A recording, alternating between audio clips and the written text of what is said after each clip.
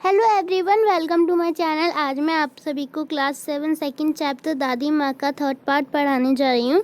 उसमें मैंने first part and second part की वीडियो अपलोड कर दी है। आप जाके मेरे चैनल में देख सकते हैं। अगर आपको उसमें कोई भी डाउट है तो कमेंट करके बताइएगा। चलिए थर्ड पार्ट अपना स्टार्ट करते हैं। तो यहाँ से है, जो हमारे लेखक होते हैं वो बैठे दादी माँ के पास बैठे होते हैं। तो दादी माँ पूछती हैं, क्या है रे, तू यहाँ क्यों बैठा है? तो वो बोलते हैं लेखक, दादी माँ एक बात पूछूं, बताओगी ना?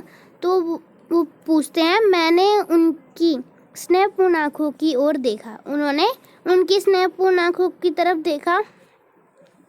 फिर दादी माँ ने बोला, क्या है, पूछ। फिर लेखक ने बोला, तुम रोती थी। दादी माँ मुस्कुराई, पागल, तूने अभी खाना नहीं खाया, चल चल। ऐसा दादी माँ ने बात पलट दी थी। धोती तो बदल लो। दादी माँ, मैंने कहा। मुझे सर्दी गर्मी नहीं लगती बेटा। वह मुझे खींचती रसोई में ले गई। सुबह मैंने देखा चरपाई पर बैठे पिताजी और किशन भैया मन मारे कुछ सोच रहे थे। दूसरा चारा है ही क्या है, बाबू बोला। रुपए कोई देता नहीं, कितने के तो आगे पिछले भी बाकी हैं। वे रोने रोने से हो गए। रोता क्यों है रे? दादी माँ ने उनका माथा सहलाते हुए कहा, मैं तो अभी ही हूँ ही। उन्होंने संदूक खोलकर एक चमकती सी चीज निकाली। तेरे दादा ने कंगन मुझे इसी दिन के लिए पहनाया था। तो उन्होंने सुबह चरपाई पर देखा था कि जो उनके भैया किशन भैया और जो पापा चाचा थे वो चरपाई पे बैठ के क्या कुछ बातें कर रहे थे और वो रो रहे थे कि उनके कान में थोड़ी प्रॉब्लम आ गई होगी। तो दादी माँ पूछती हैं, तू रोता क्यों है? माथा सहलाते हुए पूछती हैं। वो बोलते हैं, अपने संदूक खोल कर लाती है एक चमकती सी चीज, कंगन लाती हैं और बोलती हैं कि तेरे दादा ने मुझे कंगन इसी दिन के लिए पहनाया था। उनका गला भर आया। मैंने इसे पहना नहीं, इसे सहेज कर रखती आई हूँ। यह उनके वंश की निशानी है, उन्होंने आंसू पोंछकर कहा। दादी माँ ने कहा कि मैंने इसे एक भी बार पहना नहीं है, इसे मैंने सहेज कर रखा है।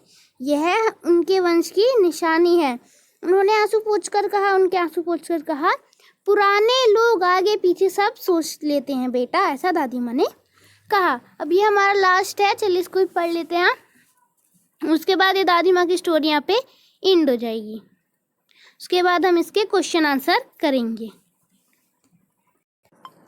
तो पढ़ते हैं। सचमुच मुझे दादी माँ शब्दभ्रष्ट देवी सी लगी। धुंधली छाया विलीन हो गई। मैंने देखा दिन काफी चढ़ाया है। पास के लंबे खजूर के पेड़ से उड़कर एक कौवा अपनी घिनौनी काली पंखे फैलाकर मेरी खिड़की पर बैठ गया। हाथ में अब भी किशन भैया का पत्र कांप रहा है। काली चींटियों की कतारें धूमिल हो रही हैं। आंखों पर विश्वास नहीं होता। मन बार बार अपने से पूछ बैठता है, क्या सचमुच दादी माँ नहीं रही? तो ये सारे जो लेखक हैं वो दादी माँ के बारे में बता रहे थे। तो अब जो दादी माँ है उनकी, वो मर गई थी, तो उन्हें ये उनका मन बार बार उनसे ये सवाल पूछ रहा था कि क्या सचमुच दादी माँ नहीं रही। सो यहीं पे जो हमारी स्टोरी है वो ख़त्म होती है। स्टोरी के लेखक हैं हमारे शिव प्रसाद सिंह। सो आपको कैसी लगी ये स्टोरी, प्लीज़ कमेंट करके बताइएगा। आप प्लीज़ के फर्स्ट सेकंड पार्ट भी ज़रूर देखें एंड मेरी वीडियो को लाइक करें, मेरे चैनल को सब्सक्राइब करें और बेल आइकन को भी प्रेस कर दीजिएगा। जल्दी ही मैं इसके क्वेश्चन आंसर की वीडियो लेके आपके पास ज़रूर आऊँगी।